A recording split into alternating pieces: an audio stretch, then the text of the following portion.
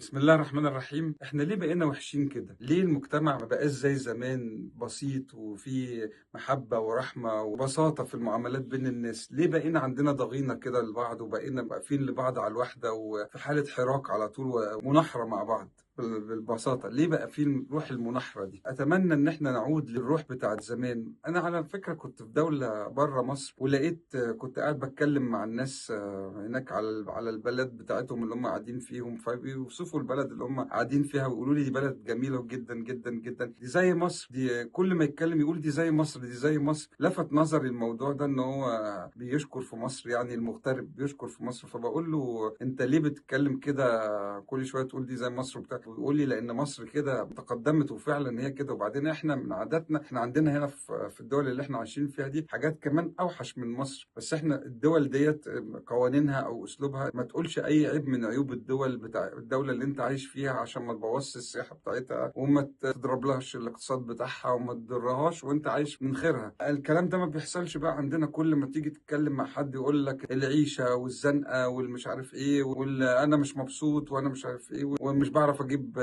حاجه رغيف عيش، او الكلام النقد اللي انتوا عارفينه ده. مفيش تسامح، مفيش الروح المحبه بتاعت زمان. حتى مش عايز تتكلم كلمه حلوه عن اي حاجه، عندك روح العدائيه. ليه زمان كان الناس تقول، تتسأل تقول له انت عامل ايه، يقول لك والله تمام الحمد لله كل الامور حلوه والدنيا حلوه والبلد حلوه. ليه ما نرجعش للكلام ده؟